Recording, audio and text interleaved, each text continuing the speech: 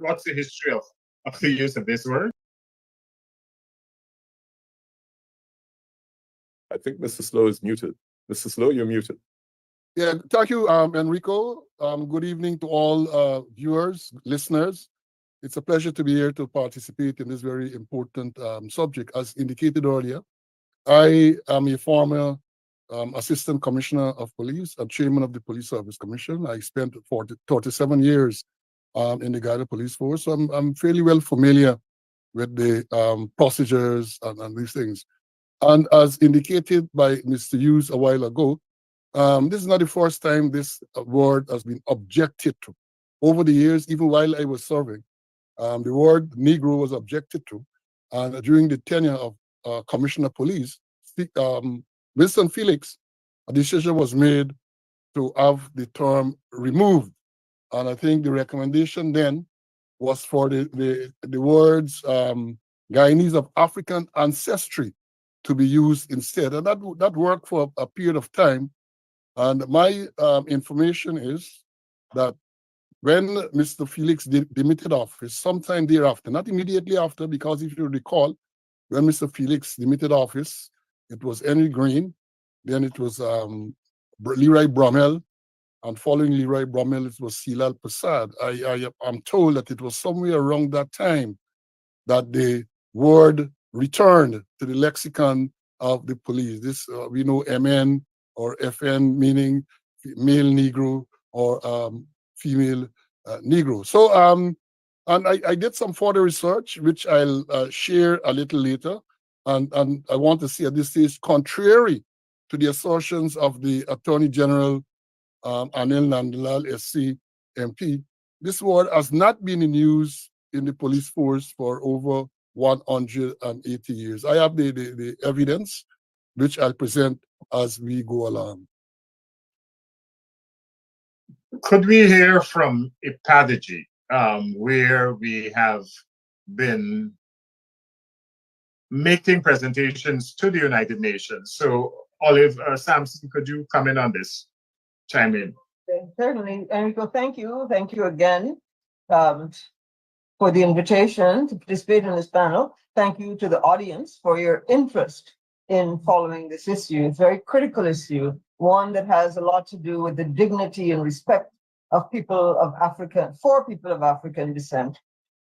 We have taken to the United Nations, I think the overarching issue here is that the Durban Declaration and Plan of Action, and drawing from that, in the decade for people of African descent and its plan of actions, both call on governments to take a close review of practices, of regulations, of the legal and institutional frameworks that are legacies of our enslavement and colonialism that are offensive, that are racist, and that affect our participation in the society without those stigmas that draw from the past and that affect our equal enjoyment of our citizenry in this country. And so this is just but one example of why it would be important for government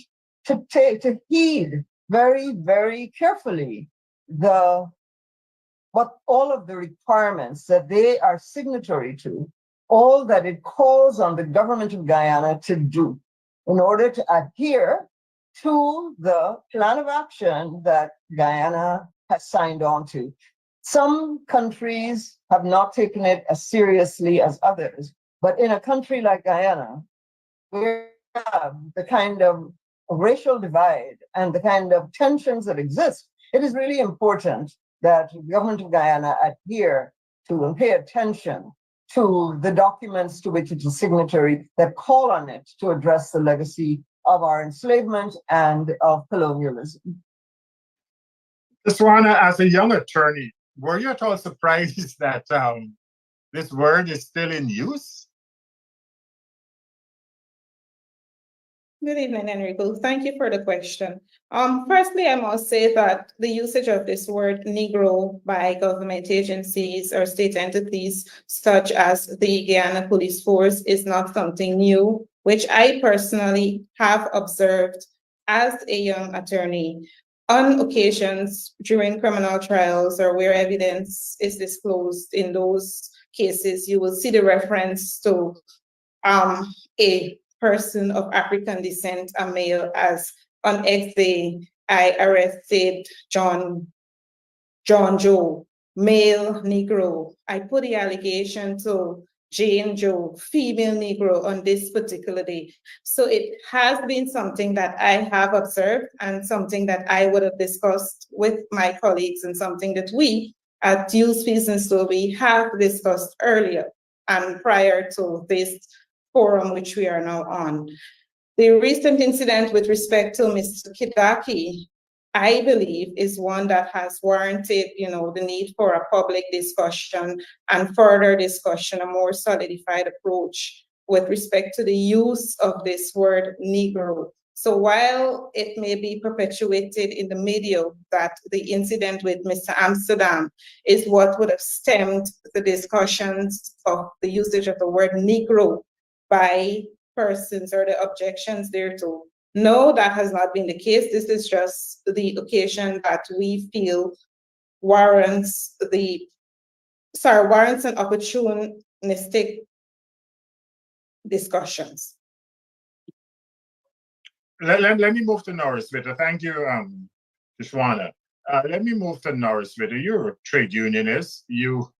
You know what has been happening in Guyana over the years in terms of the working class in particular. Do you believe that there's a reason for perpetuating this, shall I call it a stereotype in terms of the word? Remember to unmute. Yes. First of all, Enrico, thank you for inviting me to be a part of this panel. And may I also take the opportunity to extend greetings to our listeners. First, I wish to state that for the word Negro to continue to be in currency, particularly within state institutions, is an indictment. 58 years after independence, 54 years as a republic. It is an indictment on all those who are determined to ensure that this word continues to be used. Now, other trade unionists, we take umbrage because one of our cardinal functions is to ensure that the dignity of all peoples are respected. And for anyone, any section of the society, to deliberately determine that there should be the continuation of the use of this word strikes at the very heart of what, in essence, our responsibility is as a trade union. But more so, it also impacts on the race relations. And I wish to pause here for this moment. Therefore, the next step is, what is an acceptable word? What is a word that can be used? What ought to be used? I've heard African Guyanese heritage, African Guyanese descent. What are some of the suggestions? If I may go round the table again. I think I'll begin with Olive again. I'll begin with Olive this time.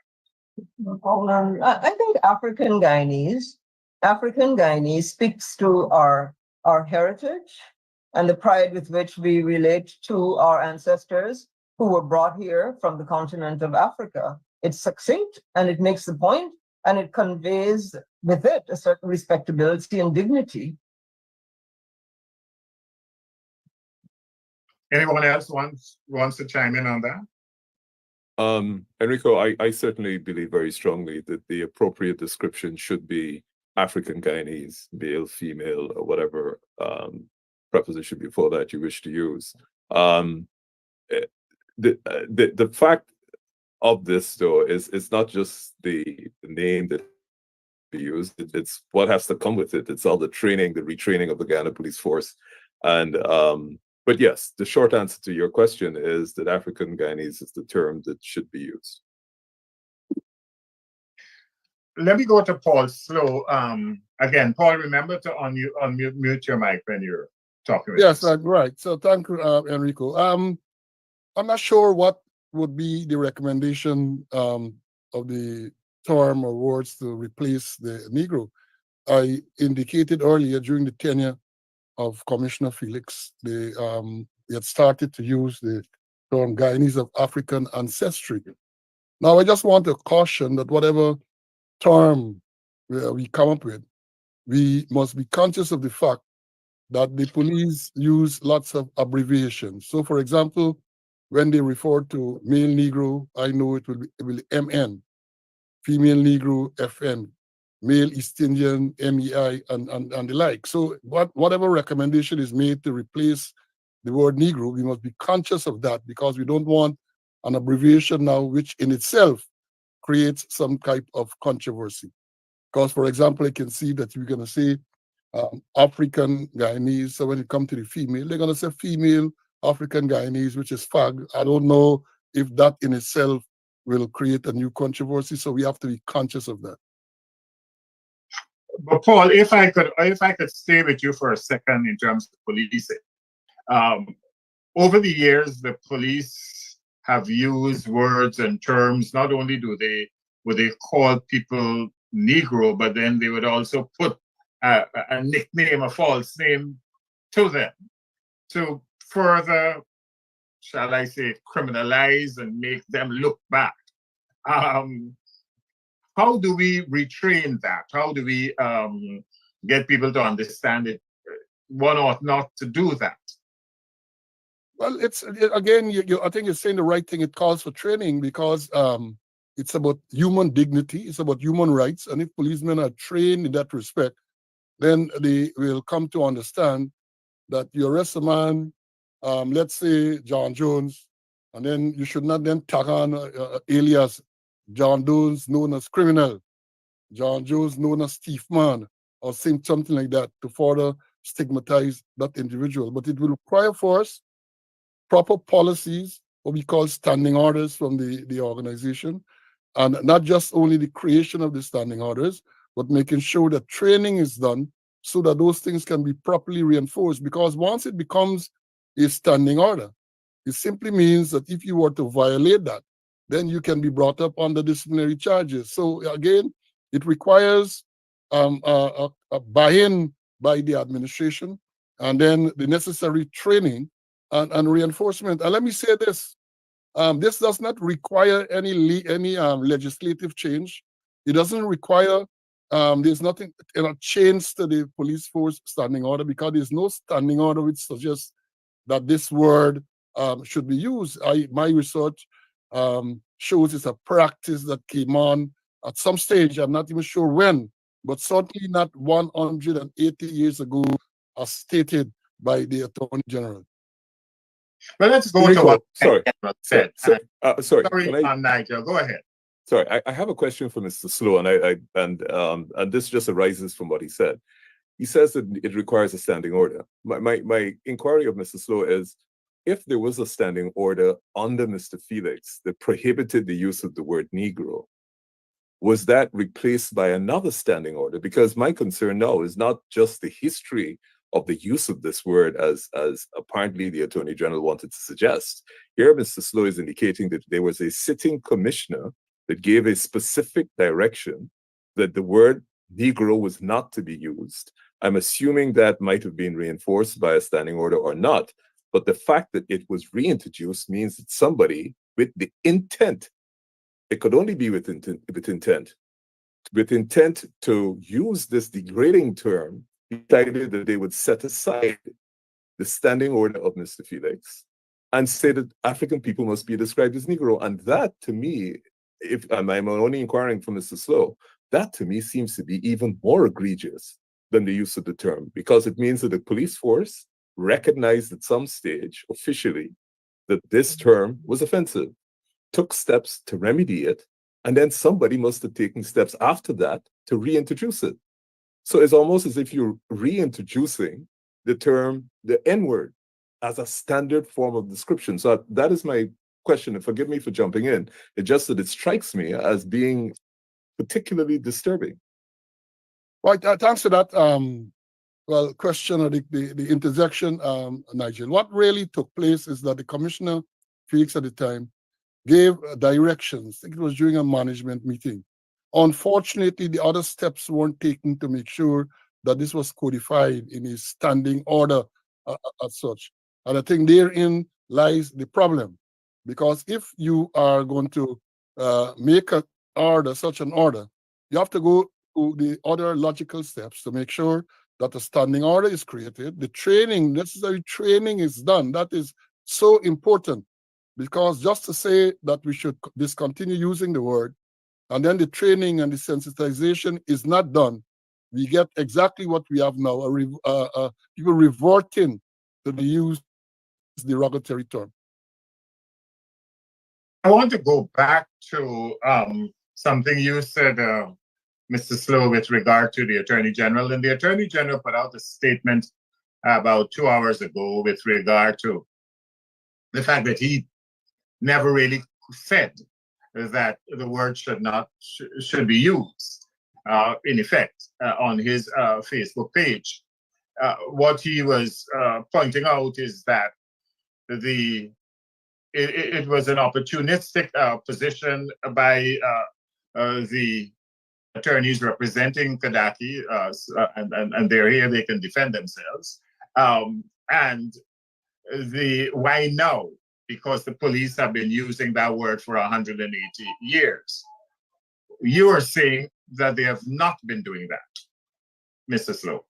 Correct. They have not been doing that for 180 years, as asserted by the Attorney General. Basically, I have the statement from the Attorney General. I listened to the his program. I listened to that part of it only this afternoon. And because you say for over 100, and I'm quoting him here, for over 180 years, the Ghana Police Force has been using Negro to describe Afro-Guyanese, East Indian to describe Indo-Guyanese, Amerindian to describe indigenous Guyanese, etc. in their investigative documents without any objection whatsoever from any parties. And that is not so, because as some panelists have already said, people over the years have objected to the use of this word. We mentioned Mark Benchcop and others.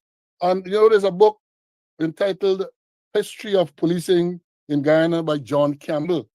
He is a former assistant commissioner, deceased assistant commissioner of police. And it's a beautiful book that I've always kept. And during the course of my research over the past few days, I came up with a table of some persons who were recruited in 1866, 1870, around that time. And what is striking, what is important, let me get it here. In 1873, for example, Police Constable 39, Simon Hunt, he was referred to as a black demerarian and a boatman. In the same document, 1876, Police Constable 82, Joseph Graham was described as a black demerarian, and he was a groom. And in the same thing, though, even they have, for example, 1886, Police Constable John Eastman described as a black Barbadian. Police Constable in 1870, 201, William Frederick, black St. Vincentian. So to say that this word was used to describe black people of African descent since the inception, it's 118 years ago, it is not so. And the other question that might arise, well, I'm describing a policeman, whether a different term was used to describe persons who were brought into custody. I can find no such record. They were described, as I indicated, policemen described as black Demerarians. And in the book, there are other descriptions for other people. MEI, male East Indian, is there. And interestingly, you read again, you will find at some time, at some stage before that, East Indians were described in a derogatory term. We know what that is, the C word. And that fell away, and they started to describe them as male East Indian. And let me say this, because I put together some notes earlier, that when you look at the terms that the Attorney General mentioned, he said male Negro to describe Afro-Guyanese, East Indian described as male East Indian, Amerindian as Amerindian to describe indigenous Guyanese.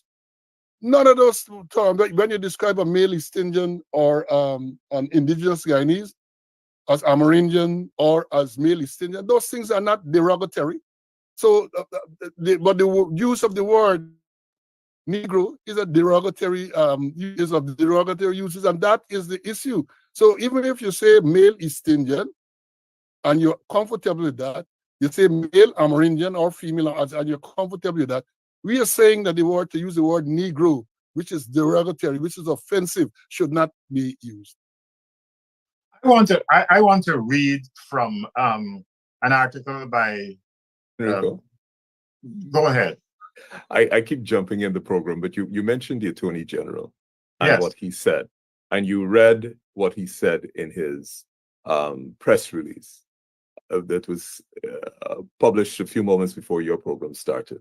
And this is what he said. He said the attorneys, i.e., me and Ms. Jefford, were opportunistic by only raising this issue when Mr. Kadaki Amsterdam was arrested, because Congressman Jackson was in the country.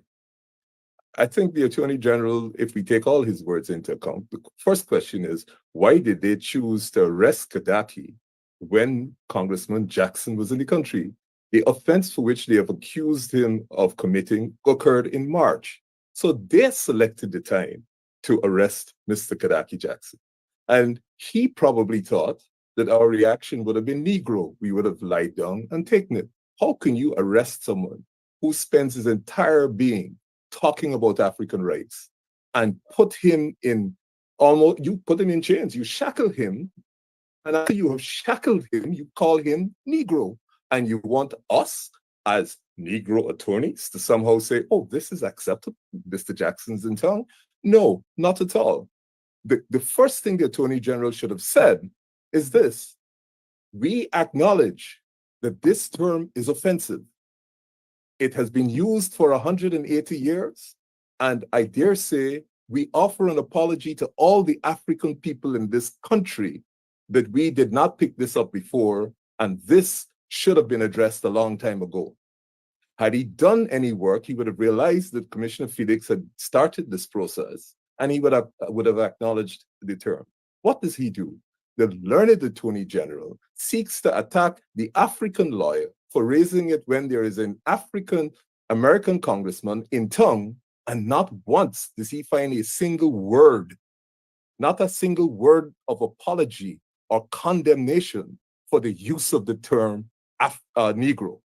So I think the Attorney General is, as we would say, very bold-faced to come and say he was attacking the opportunism of the attorney, where an African political activist was arrested, put in shackles, described as Negro, and you can't even find one single word to say the term is offensive. And the only reason that you choose to comment on it 5 minutes before this program starts is because you have been embarrassed. And even in that embarrassed state, you don't even have the decency to apologize for having used the term. Forgive me. Nigel, isn't that the challenge that we have in Guyana with regard to looking at issues within or through the prism or prison of political expediency? Isn't that the problem? Well, I don't know what you mean by political expediency. You mean the expediency between the two major races in Guyana? What specifically Politics in Guyana, sadly, after 60 years of independence, has remained exactly the same as it has done since 1950. And no party has attempted to address the core issue, or I should say no major party has attempted to address the core issue that confronts us. Ducking and hiding is not a way of dealing with a problem that is clearly national. So, not because I happen to be African, if this was somehow a term that was derogatory of any other group, the first thing I would have said is, look, I, as the Attorney General, I'm sorry that this term is still around. The fact that some lawyer jump up and uses it and only raises the objection now is not the issue. But you want to score cheap political points by saying, look, that black man there, only raising this now, and he's been practicing law for so long. The reality is, he has a commissioner, or had a previous commissioner, who clearly gave instructions, and who some subsequent commissioner reversed. That is a real problem. That is a problem we should be asking about. Why would any subsequent commissioner, any of any race, remotely consider it acceptable in the 21st century to reintroduce the word Negro? But ladies and gentlemen, I want to put something out here. And sometimes we have to put ourselves in other people's shoes. And I can tell you from personal experience, there are people who think that if you describe an African Guyanese, a black Guyanese, not as black man or as African Guyanese or as a black Guyanese, and you say Negro and you say it with enough cultured tones that it sounds important, that you've overcome the challenge. And I've had to tell people, including people close to where I live, that it is okay to call me an African Guyanese. It is okay to call me a black Guyanese. You don't have to round your mouth and call me Negro. Olive? Thank you so much, Enrico. The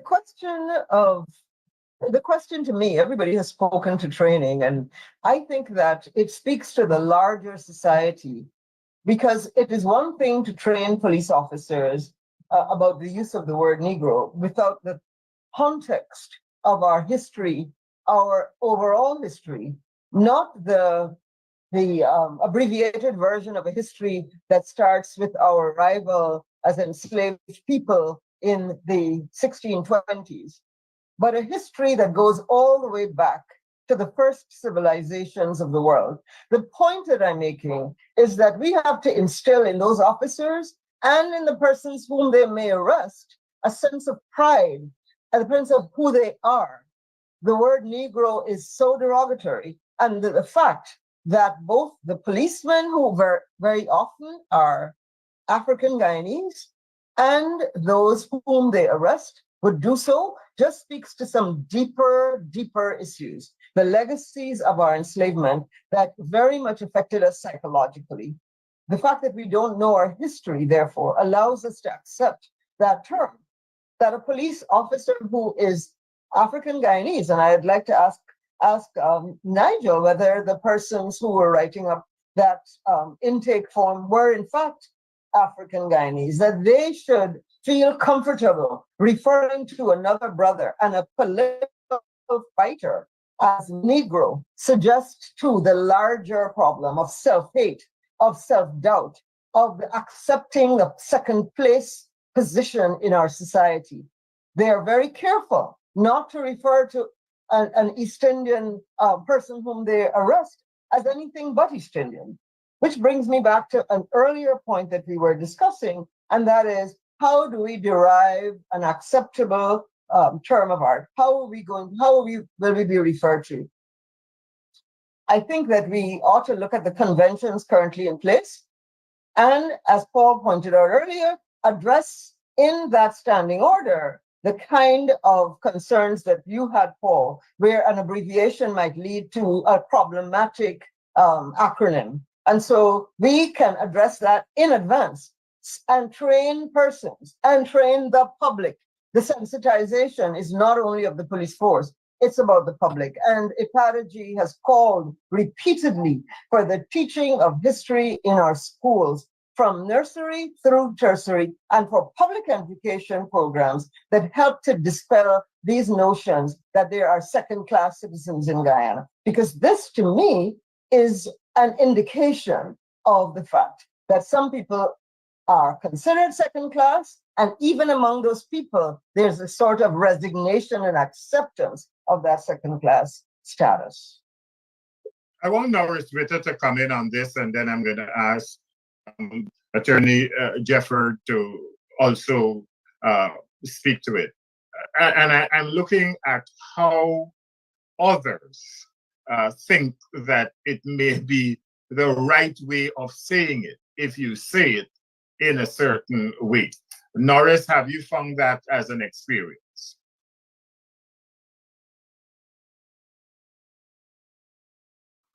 Remember to unmute. Said no, because probably my socialization was a little different. Now, the word Negro, as I understand it,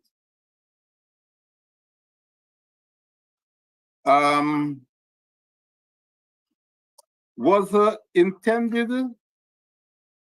to be an upgrade to the word colored. And colored was intended to be an upgrade from the term nigger. So there is a nexus between nigger and Negro. But one has to appreciate the fact that when these terms were coined, when they were coined, and who coined them? They were coined by our enslavers. At a time when we were considered to be subhuman. So these terms were coined consistent with how we were perceived by the enslavers. But more than that, we as a people, we as an African people, we have never arrogated unto ourselves the right to define any other people. We hear about the Indians being referred to as East Indians. Those from Portugal who are descendants from India as East Indians, descendants from Portugal as Portuguese. The Amerindians, well, the jury is out. There are some Amerindians groups who are more comfortable with the term indigenous, some comfortable with the term Amerindian, and some who are more comfortable with the term forced people. You have those who are descendants of Europeans, referred to as Europeans, but the Africans, who are the descendants of Africans, continue to be referred to as Negroes. It is time we stop this nonsense where other peoples, other races are arrogating unto themselves the right to define us. We must define ourselves. No one else must do that for us. It is time we put an end to this nonsense. And I think that Commissioner Sulal must answer to us as to why he reverted to the use of the term Negro. What was his intention? Too often, we have taken these blatant and vicious attacks upon us too quietly. Norris, but could I come in here? I don't think we have established with very hard evidence that it was that particular commissioner that caused it to happen. And secondly, even when you use the other N word, it jarred me. So I would prefer us not to use that word at all. I only use it in order to show. I only use it to show the nexus between that N word and the other N word, right? And the last N word, Negro, is just as bad as the first N word, because the coiners of all those words are the same, and the intention was the same, right? My point is that we, as the descendants of Africans, must be given the right to determine how we should be defined. Let me hear from Ms. Jeffrey. You know, Enrico, the matter is simple. When we refer to indigenous people, we don't use the B word in official documents or in court proceedings. When we refer to persons of East Indian descent, we do not use the C word. When we are referencing persons from the Portuguese ethnic group, we don't use the abbreviated P word to describe them, Enrico. So why should we accept reference or being referred to as Negro? Negro is not an ethnic group, Enrico. It's a word, and it's a word that is highly offensive and derogatory.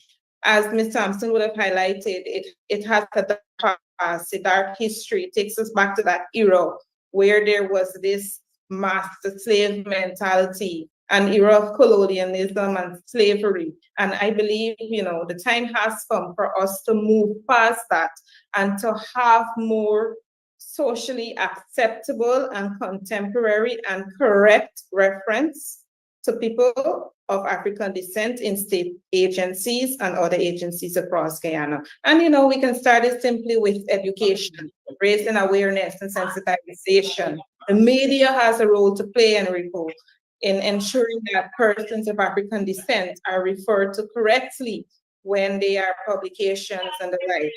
Also, at the policy level, Enrico, we should have policies in place to ensure that state agencies are guided with respect to the correct usage of persons of African descent. We've got about 10 minutes more on this program if we're going to go for an hour. But I was going to read earlier on from a former, a diplomat, person who served in the diplomatic corps here in Guyana and is also holder of both the LLB and the LLM. And he said, as an aside, let me call out the Guyana police force for still insisting that in this, the 21st century, for their protocols, someone making a report at a station is obliged to state their race. Granted that in cases of giving a description of a missing person or a suspect, such information may be relevant, but apart from the name, address, and contact information of the person making the report, their race and even their age is of absolutely no consequence to the arrest and or eventual prosecution of an offender, save and except in cases of, say, the rape of a minor. And the person pointed out that we seem to be stuck in the past. I can tell you, ladies and gentlemen, that just as a member of the press, I raised this matter as recently as 2000 and 2 years ago, 2022, with the Police Communication Division. I know the matter was raised by the Guyana Press Association in 2017. I know the matter was raised even before that by other persons. And we seem to be stuck indeed in the past. Why? What makes an administrative order so difficult to be put in place in Guyana? Nigel, come in. Enrico, I like the very polite tones that you have elected to use in posing that question. What makes an administrative order so difficult? Enrico, imagine a classroom, in a kindergarten classroom, filled with African students who are no more than 2.5 to 3 years, and you describe them as my little Negroes. Are we seriously thinking that that somehow is just merely a question of a misdescription? I think the underlying fundamental problem, which has been touched on by Olive and Norris, is that the conditioning that has occurred over an extended period of time has led to the fact that in 2024, we are actually having a discussion about whether or not Negroes are acceptable. Let's put this in context.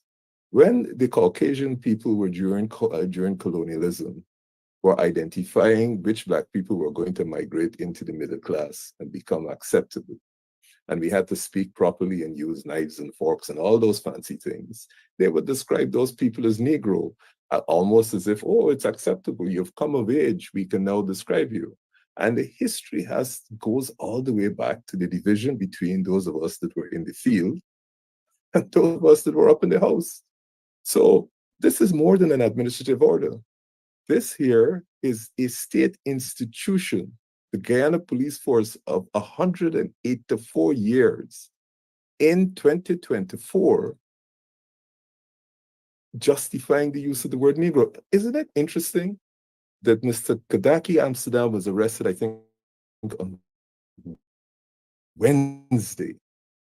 We are now Sunday night at 10 minutes to 8, and we have not even heard a single word from the Commissioner of Police acknowledging, first, that they use this term, secondly, that it is offensive, and thirdly, that upon hearing the complaint, he took immediate action to have it removed from the lexicon of the Guyana Police Force, and further enforce that by giving a standard, whatever order it is that they call it. We have not heard a single word. The only official word that we have heard is from the Attorney General, who says it is opportunistic. Let's interpret that for what it is. It means that neither the Guyana Police Force nor the government of Guyana believe the people of African descent in this country deserve anything looking like an explanation, or better yet, an apology, after 4 days, 5 days, however long it is, for how we could be living in a society, a modern society, a one Guyana society, and you have institutions that are using this most derogatory term, and you haven't got a single apology after 4 days. What does that say? It says you don't count, and in the end of the day, we don't care. Now, that's fine. I have a point of difference with Mr. Whittle. I don't care what anybody defines me as. I don't care if you say I'm opportunistic. I don't care if you say whatever you want to say about me. Only I define myself. And therefore, the African people are saying today, we are sorry. You will never describe us as Negro in any official document going forward. We have written to the Ethnic Commission, the ERC. We expect that they have acknowledged receipt of it. Whether they do anything is something else. But it must be a sad statement, Enrico, that 4 or 5 days after this statement, the Commissioner of Police, the Attorney General says, oh, it's opportunistic, can't find it within himself to say it's offensive and apologize. Nobody thinks that the African people are good enough to get a response. No, that is a message to the African people of where they stand. The discussion after that is what we do. Olive, Go go ahead. Excuse me. I agree 100% with what Nigel just said, but I'd like us to also take into consideration the fact that this government has taken on this issue as though this is a minor irritation. Why are they complaining about this use of this word? But to me, the very fact that the police force continues to use this word, and we don't know what other government agencies use it in internal documents, or we don't know, just speaks to a larger issue. It speaks to how we are perceived in the society. I don't think we can sit here and not make that assumption. All that has been said by the Attorney General, by the very lack of response, suggests that yes, we are seen as the quote unquote Negroes of 2024. We are seen as Negroes. And so I worry about, for example, with the connotation of Negro as subhuman, as second class, a police officer arresting someone is not unlike a white police officer who is racist, like in the George Floyd instance, feeling that he or she is dealing with someone whose civil rights, whose human rights do not have to be respected because you're a Negro. You're not equal to any other member of our society. And so we have, I think, a problem. This has opened to me the gate of an examination of how we are being treated unfairly across the society, because there are innumerable ways. And the government's lack of interest in truly adhering to the plan of action that has been laid out by the Durban Declaration and by the Decade for People of African Descent speaks volumes in this context. The fact is that the United Nations, through the Durban, coming out of the Durban Declaration, the Durban Conference, made it very clear that people of African descent globally are still affected by the legacy of slavery. And here are the things that states need to do to remedy that. This government says there is no need for remedy. That is very clear. They have made it clear through their statements at the UN that there are laws on the books. Whether those laws are implemented or not, they acknowledge the fact that they have signed these conventions. The fact that they take no action on those conventions says a lot. And then we should accept Negro. That's what we're being told. We should accept being called Negro. That is very telling. Someone said to me, but are there more pressing issues than what we are called? Are there more pressing issues than our dignity, than not being seen as subhuman? I'm not sure. That is at the base. And I want to say one more thing. In 1839, the police force was formed. And I think one has to go back to the roots of that in order to even see the bigger picture.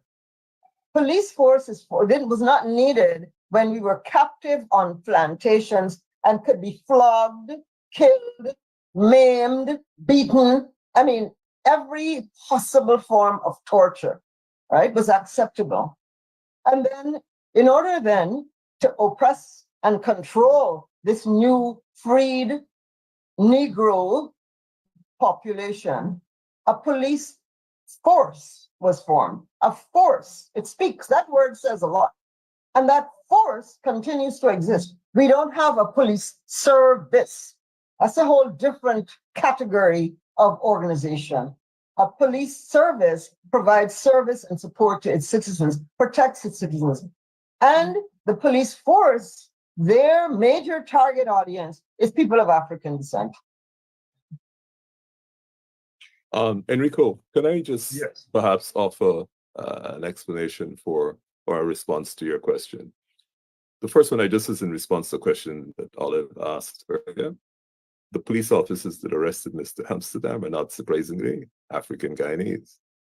And they used the term Negro to describe him, and each and every one of them looked like him. So it's a self-description term. But to come back to your question about whether there are more important issues, we are here tonight because the Ghana Police Force arrested an African Guyanese during the visit of Mr. Jackson. We're not here tonight representing the political future of the country, the economic future of the country. We didn't suddenly wake up tonight and decide that this is what we want to complain about. The incident occurred. It was so offensive, we have reacted to it. If we want to have a discussion about important issues in the country that are way beyond race, we can have that discussion. But that's not why we're here. We're here because The arm of the state that arrested Mr. Amsterdam, put him in shackles and described him as Negro on Wednesday, and we are now on Sunday. And the only statement we got from the Attorney General is we are rowing boat because they've been using it for 184 years. And we have got no statement from the Commissioner of Police. We got no statement from the normally very vocally active other ministers and higher-ups in the government. That is why we're here.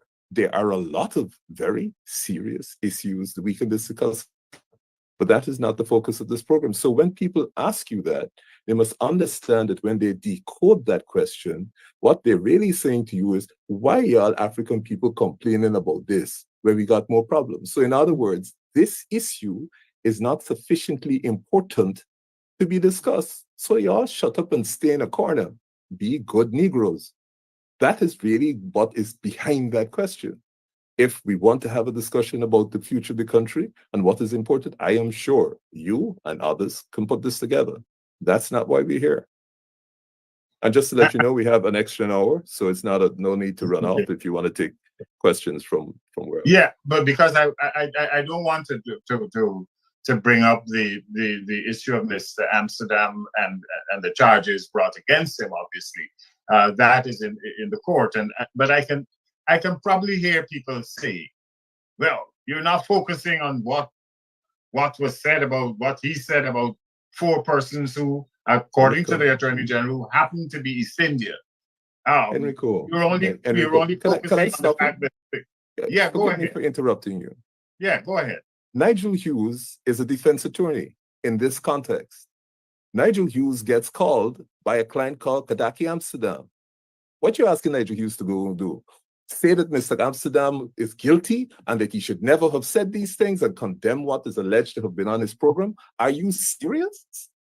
You want the defense attorney now to go and plead the client guilty? What kind of question is that? I don't understand how people can say that. I am the man's lawyer.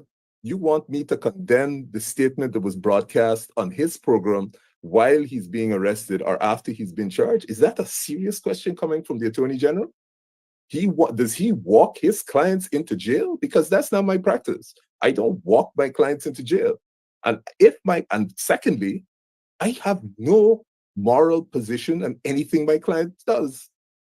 If you get charged, I give you the best defense and I make sure that the system, as far as it can, delivers to you a fair trial. Is the Attorney General really asking me to issue a statement while I'm walking in with Kadaki Amsterdam saying, oh, what was said in the program was terrible. How can they talk about beheading people and putting it down? And using words like ethnic genocide, where he wants me to issue a public statement saying that Kadaki, my client, who's just hired me, just spoke about ethnic genocide. I mean, this is the level of discussion we have in Guyana. That really bothers me. And Enrico, if I may, as Mr. Hughes highlighted earlier on, with respect to the charges brought against Mr. Amsterdam, we have a professional view with respect to same, which we certainly would disclose or express at the appropriate forum when the evidence is presented before the court. But I think what needs to be highlighted here, importantly, is that the use of the word Negro is not concerned with an individual, it concerns a race. And that is why we are here this evening. That is why we are starting the discussion with respect to the use of the word Negro to refer to a particular category of person or a race of person. Let me go back to Olive, and then I'm going to come to Norris to give a comment on the same thing. We've also heard that, look, we have to disaggregate, is that the word being used, in terms of ethnic minorities and divisions within the country. So we, as my mother used to say, we can't talk one for Paris, two for night. We don't want this term used, but at the same time, we want to make sure that if African Guyanese or Amerindians are being treated a certain way, that is listed, or Portuguese for that matter, or Chinese for that matter. I have a personal problem when I go to a store and I hear people just calling the man Chinese man. I said, doesn't this man have a name? You know, So we have a challenge in the country with regard to how we deal with ethnic relations, don't we? Yes, we do. Yes, we do. Obviously, my focus is on the questions that are facing people of African descent within the parameters established by the International Decade. And they are very far-reaching and encompassing because our very existence every single day is defined by a legacy of our enslavement and colonialism. It is not surprising that this word is just one indicator, I think. Let me put it that way. This is one indicator of a larger series of issues that with respect to the legacy of our enslavement. And I think coming back to your specific question, you know, when we speak about the teaching of history, all boats rise, because the whole question of understanding who we are as of all races, when we got here, how we got here, and what we have done, brings pride to everybody. The contributions of every single race, well documented, not only in a textbook, but it is a shame that you can ride all the way up the East Coast and not one, except for Victoria, the villages that were based on plantations that were purchased by people of African descent coming out of enslavement, a monumental achievement. There's no signage, there's no monument that speaks to that. Those are issues that cultivate pride in a people. And so whatever is the equivalent for the Portuguese who came here and for the East Indians who came here, the point is that in teaching our history, we create a more civilized society, a place where we have respect for each other based on an understanding and respect for what each of these groups, about their history, their culture, equal respect. Norris?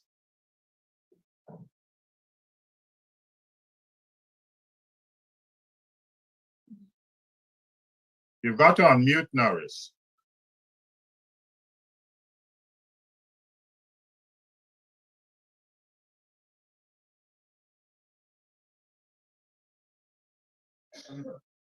You're still not with us. In the meantime, could I go to Paul Slow then? Yes, Enrico.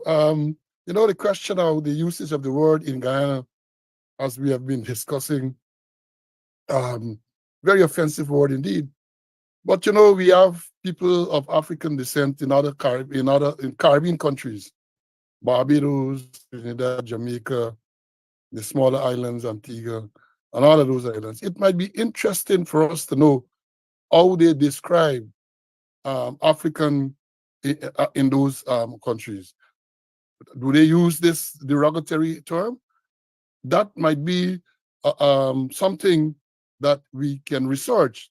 Shouldn't be difficult to find out if Guyana is the aberration in this thing, which I suspect it might very well be. Suriname has a mixed population, Trinidad as well. Let us find out perhaps what the term they use, especially the police, in describing people of African descent.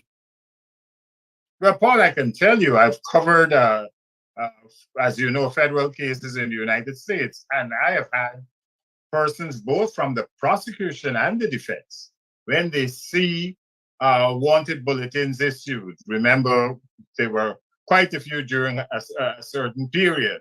Yes. And they saw that term. They asked me whether that term is still used in Guyana. And that in and of itself tells you that we seem to be back in 1838, if not before. Yeah, I totally agree. The word, I can't recall seeing this word used officially in any other place. I've had the privilege of working in several islands, several countries in the Caribbean, and I cannot recall seeing that word used in any document, either official or unofficial. Anybody else want to chime in on that? Norris, you're able to come back in?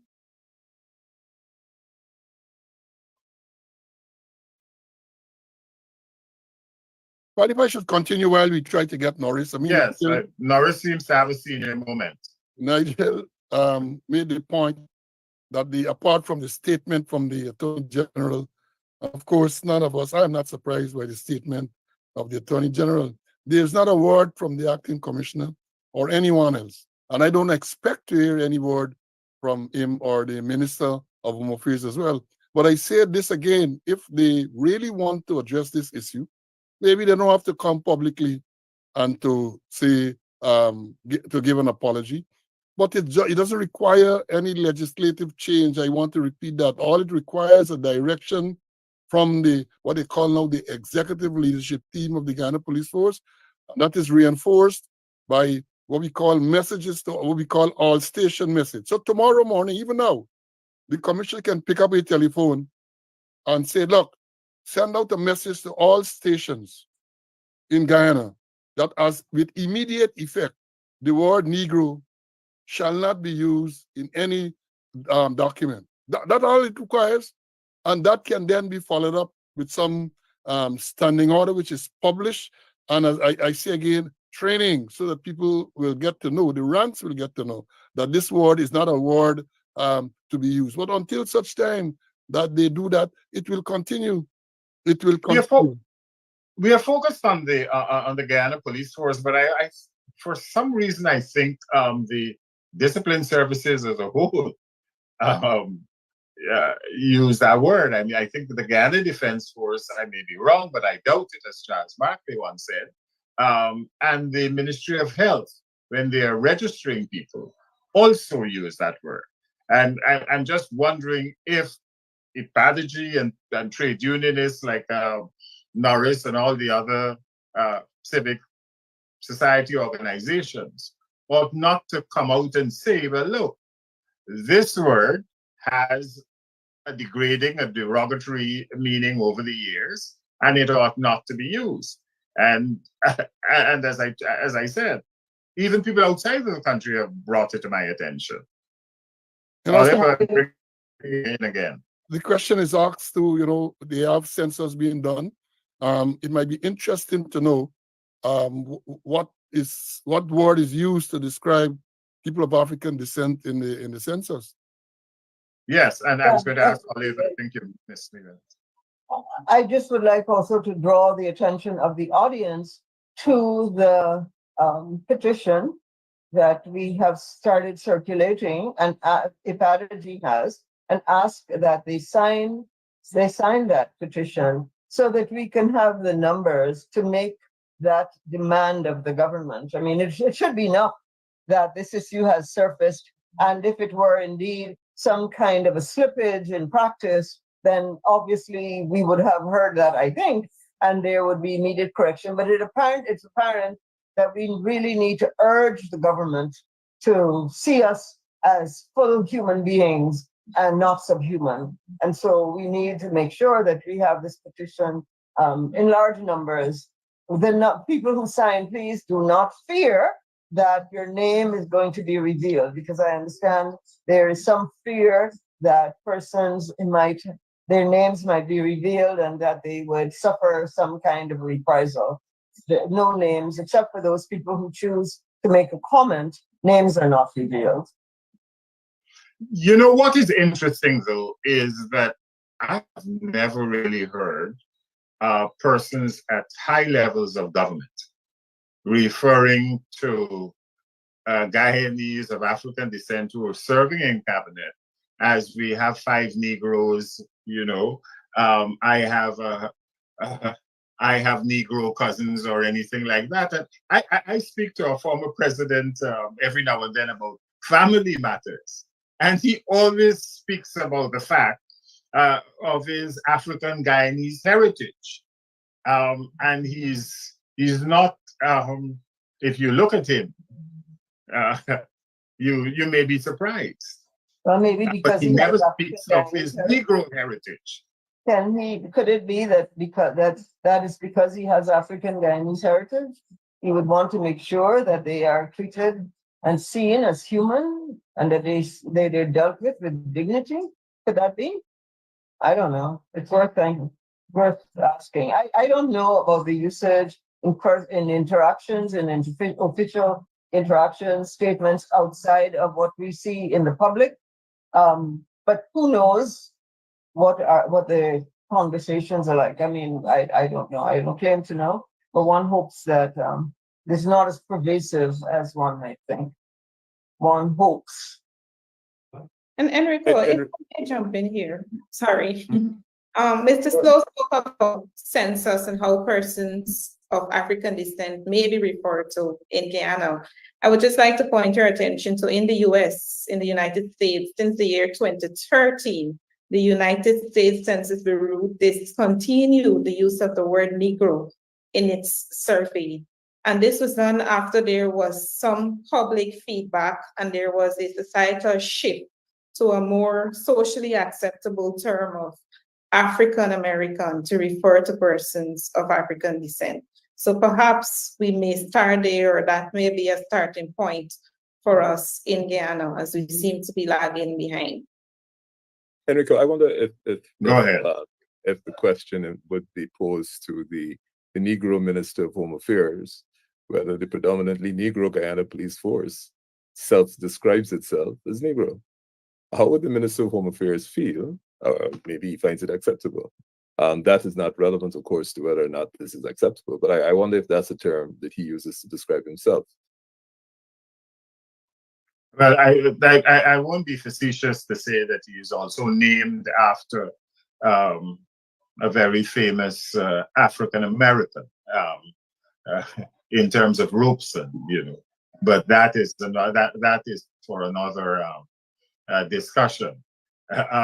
May I just interject one thing, please?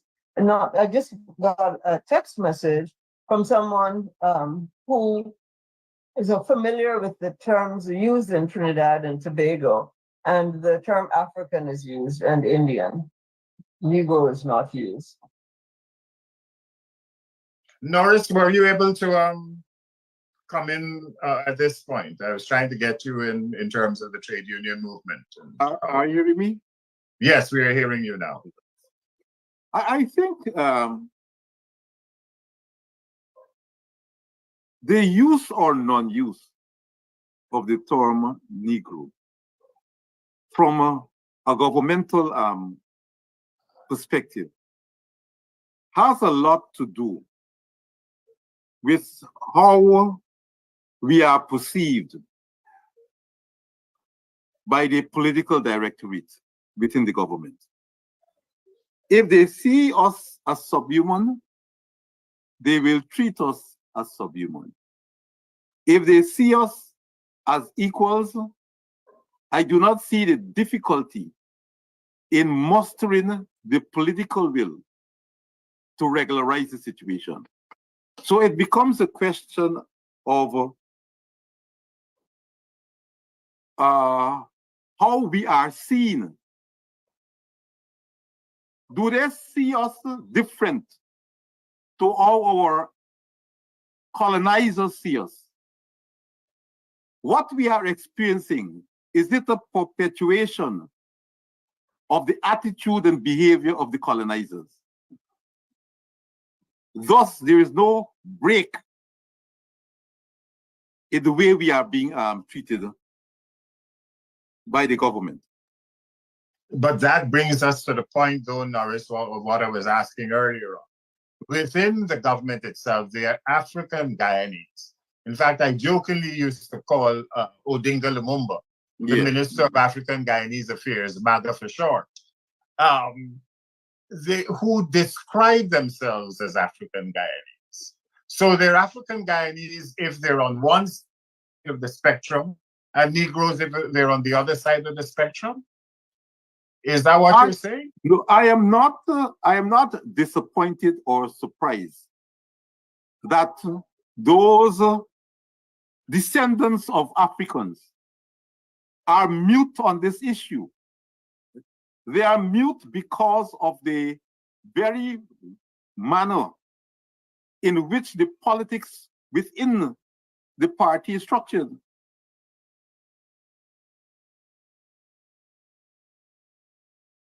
Enrico? Yes, go ahead. Perhaps with your permission, I have a question to ask the panel, which is, and it's been sent to me. What happens on Monday or Tuesday if the government refuses to change that description being used by the Guyana Police Force? What would their views be on the next course of action without necessarily wanting to give away any particular development? I'm just wondering, I think it was Desmond Tutu who said that in South Africa, they had a sign that Africans, blacks cross here, you know, and he said, yes, blacks are very cross here. So will it make Africans even more cross if that's the right terminology? Olive? I'm not sure I heard Nigel properly. I think, Nigel, you were asking, what if on Monday the government issues a statement that they will make this change? No, quite the contrary. What happens if by The other way. at the end of Monday or Tuesday, the government makes it clear that they do not intend to have the Guyana Police Force discontinue the use of the word Negro?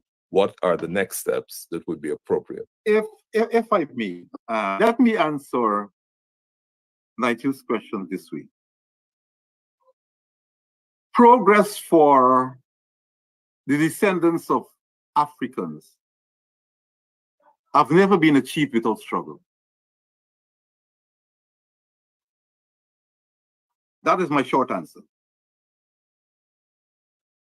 Olive, you wanted to come in? think it was, who was it? Is it Frederick Douglass? I think it says, power concedes nothing without a struggle. So yeah, I think that we would just have to keep pushing on this subject. And I think if the government takes that position, I think that would be confirming what I have suggested earlier, that this is not just the question of the use of the term Negro by the Guyana Police Force, but it would be saying to us that you, as people of African descent, are seen by us in those terms and all that term connotes. And that would be a very serious indictment of this government if they decide to remain silent and to not only issue a statement ensuring that this word is not used anywhere across government, but also ensuring that the sensitization of the public and the training of the police are in place,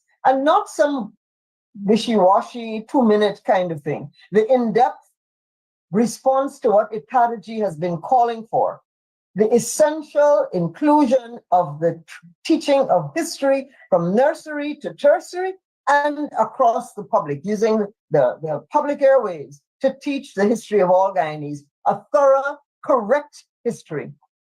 Where we came from, the pride and power of the African civilizations that were the first in the world, the short chapter of our enslavement, and the amazing contributions of Africans to the building of this country.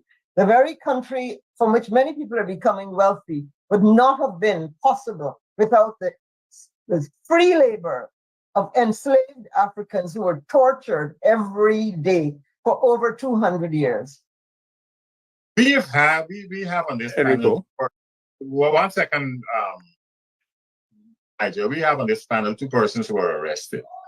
Paul Slow, Norris, I think you were also arrested. How were you described? Paul? Yeah, well, the truth is I was never booked, so to speak. So I don't know. Not arrested, you were. Yeah, not arrested. Because in my case, I guess it would have been a statement or statements from persons. I don't know for sure how I was described, but now that you have raised the issue, I would have to check to see if I was described as a male Negro. So I am not You sure. may have been described as a BV Negro. A BV. Maybe. So I'm not sure. I'm not sure how it was described. Perhaps I even have to check on my bail receipt to see what terminology was used on that document. But the question is asked: what if? Now, I am made to understand that a complaint was lodged with the Ethnic Relation Commission.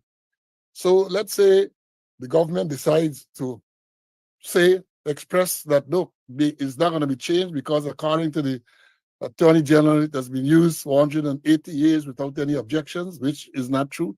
And they decide it's not going to be changed. Perhaps we then wait and see what the Ethnic Relation Commission will do. And we will hope that they will treat this matter with the urgency it deserves and to give some type of, make some pronouncement as to the what they think about this word being used. Again, I say, the Attorney General indicated you refer to East Indians as male or female East Indian. The Amerindians as Amerindians.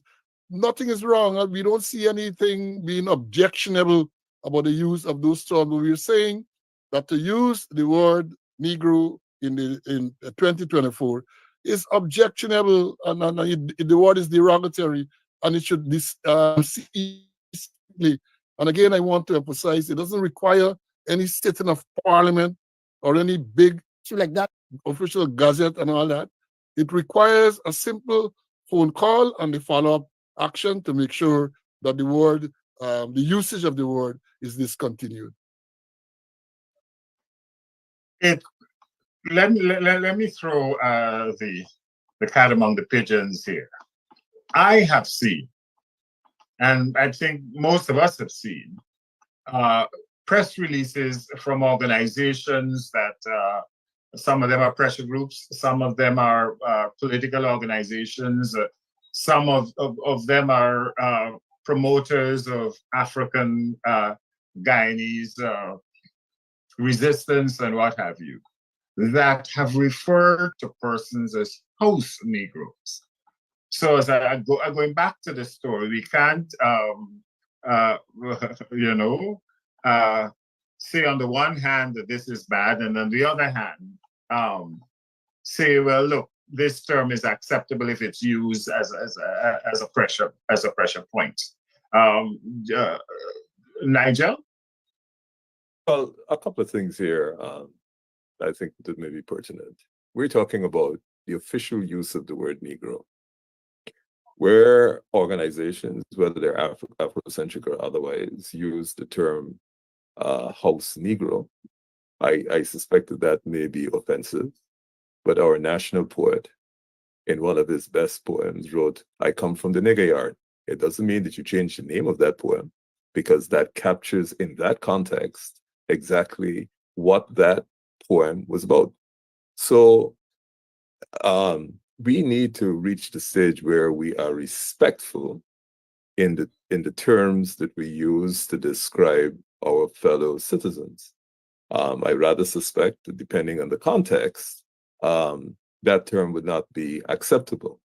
But you would remember that must have been around 92, 93, we were described as being at the last rung of the social ladder.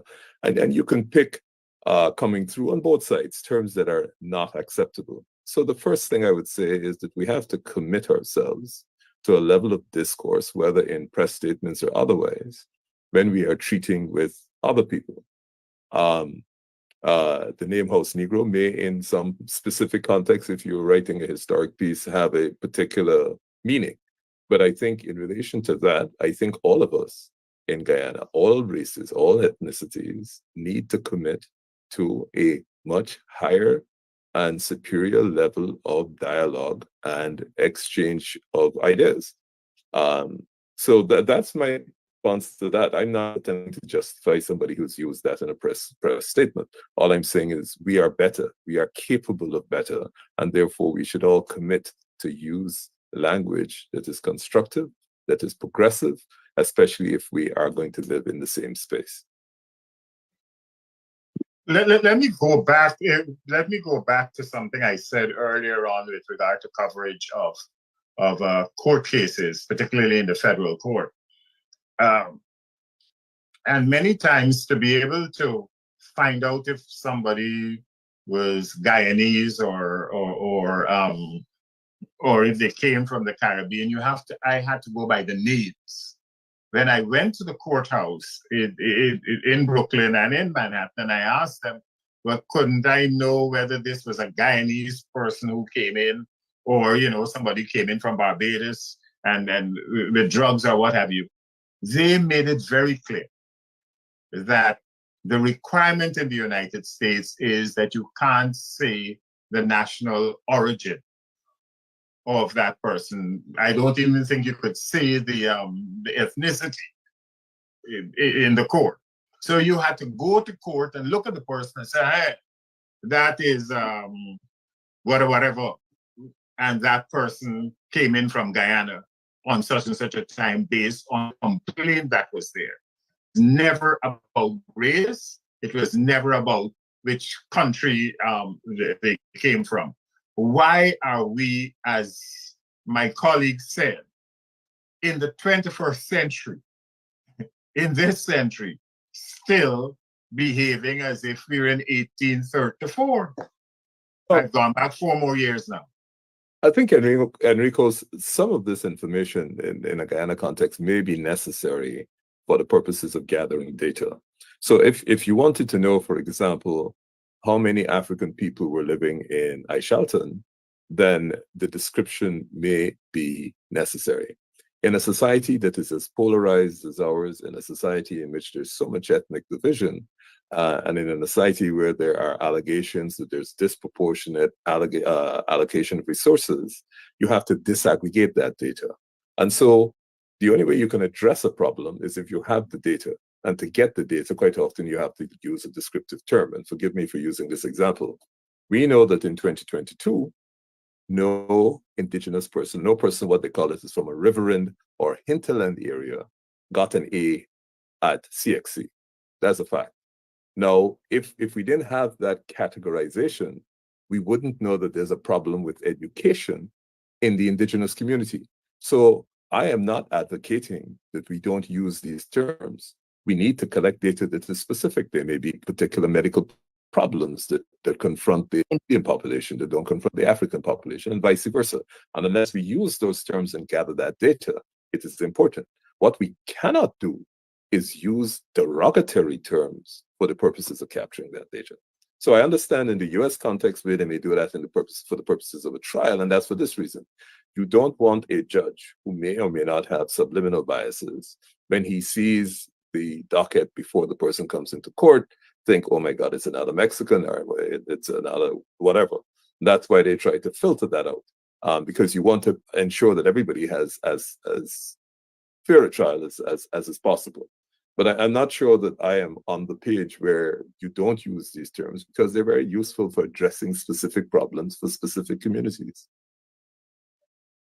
But you and I think the panel are saying that the term really should be African Guyanese or something like that, yeah. Right? Yeah. There will be people who want to self-describe as Afro-Guyanese. That's fine for them. I think for official purposes, we should have a term. African. Indian comes from India. Portuguese, Guyanese connected to Portugal. Olive was very eloquent in identifying it. We don't come from Negro land. We are originally from the continent of Africa. That's where we got brought here. So as a descriptive term.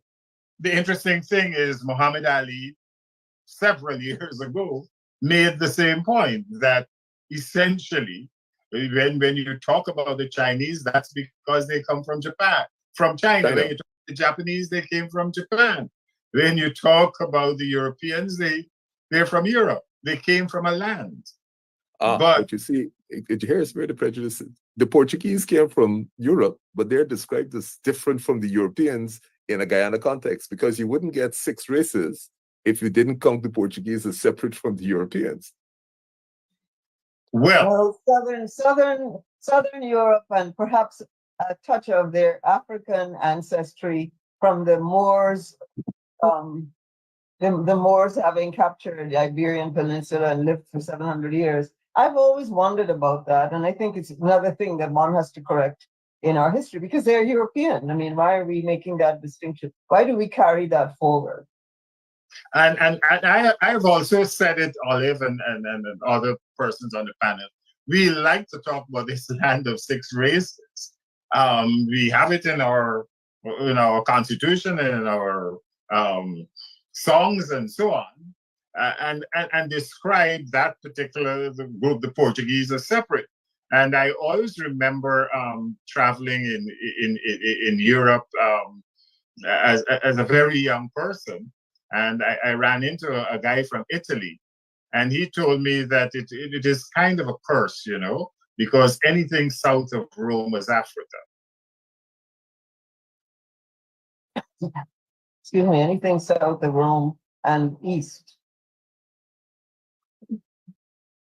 So we have to understand the history, and I think that's what you're saying, Olive, that we need to understand history. We need to also focus on our future in terms of Guyana as a country, that we need all the people that we have, and we should not be alienating people.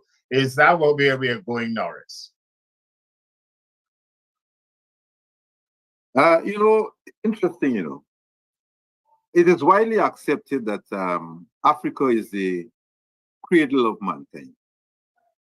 If that is so, then all those who call themselves Europeans and Portuguese and Chinese, they are all descendants of Africa. So we are all Africans. Caesar. Norris is going to add another wrinkle, interesting wrinkle to this. But I have to agree, obviously, the first humans to ever walk the face of this earth over 268,000 years prior to any other group were Africans who were on this planet, as I said, 268,000 years before anyone. The first civilizations were African. Why do we have to accept that people would see us as subhuman and treat us in that way in 2024? It comes out of ignorance and out of a sense of some supremacy that is that has absolutely no foundation. We are all equal as human beings, and we should not accept that. And we need to teach who we are. Enrico, I want to wrap up here. We wrap it up, but I just wanted to when I posed the question that came through about solutions, the governments of CARICOM, who were very quick to talk about the preservation of democracy and the preservation of the rights of people to vote, I think it needs to be brought to their attention that 4 years after their strident representations to make sure that the nation goes forward, that the government now thinks it's acceptable to describe parts of the African population or the entire African population as Negro, and whether in their countries they self-describe themselves as Negro. Because this needs to, for me, going forward, if the government continues with this course of action, this needs to be elevated to the highest levels of CARICOM, because we cannot possibly be talking about one Guyana, one Caribbean. We have to pool our resources. Guyana is fortunate now, therefore we have to go forward. And you have a clear position adopted by the government that says that 30 whatever percent of the population is Negro.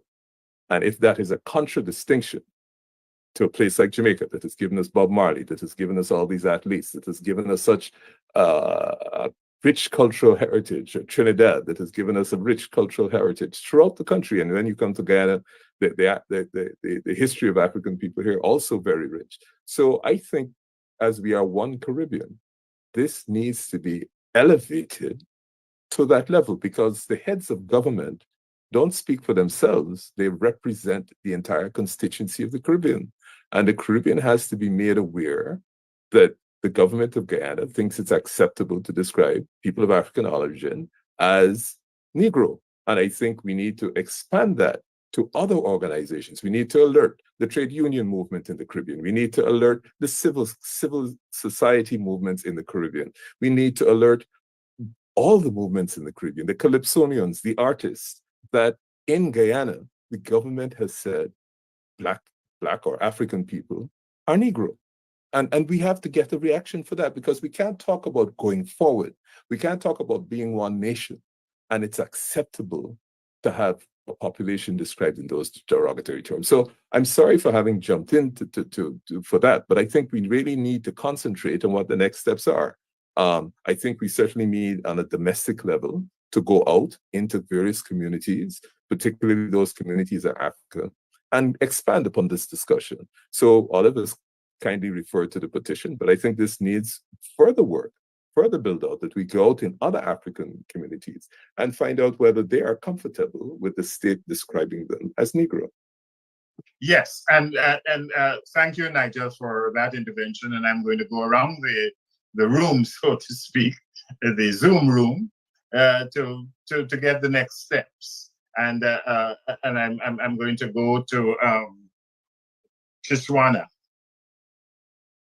on the next step. You know, Enrico, I believe that first of all, it starts with us having a mentorship with how we see ourselves and how we see each other. Like Mr. Hughes rightfully highlighted, the two police officers who would have arrested Mr. Amsterdam were persons of African descent, and they had no issue with referring to Mr. Amsterdam as a person of a Negro descent. Now, to me, it starts there with how we view ourselves and each other. On a larger scale, I believe that this is an easy fix. It could be done with a directive to the Guyana Police Force to have the use of this word eliminated from police documents and the like. More particularly, Enrico, I believe that we as individuals and at the policy level need to continue to advocate for there to be change in this regard. You know, we can do this through sensitization, through awareness, through training programs. The Ethnic Relation Commission, as the constitutional body which has oversight for, you know, good ethnic relations and harmony amongst the races in Guyana, we can start there. I know that they have issued a letter, they have been addressing the issue, and I would commend them for that. But I believe, in closing, collectively, each of us has a role to play in having this word eliminated from official documents and used throughout Guyana. Mr. Slow? Yeah, yes, Enrico. You know, listening to Ms. Jafford there, it occurred to me that I think what we have to do is look, we have to go forward. What happens from tomorrow going forward? Because if we are going to ask that the word be struck from the records, we have to be careful with that, because you're going to have record in archives, you're going to have police files. No, you don't change those. Pardon me? Sorry. Okay. Yeah, you have police files, that the statements that were taken perhaps 2 weeks ago. I don't think we want them to go back there now and to change the word, whatever word they used. I think that's going to be logistically very, very difficult. But what I was saying, I said this before, that all it requires is a phone call and say, from now on, this is what will take place, and to make sure that is reinforced in all the ways it can. Norris? Consistent with what Nigel said and what you've suggested too. You know, I think it was Marcus Garvey who said that a people without the knowledge of their past history, origin, and culture is like a tree without root. I think what is required will be a very aggressive educational sensitization campaign to ensure that what we are setting out to achieve is achieved. Because it is clear to us that we are dealing with a government that only concedes when enormous pressure is applied.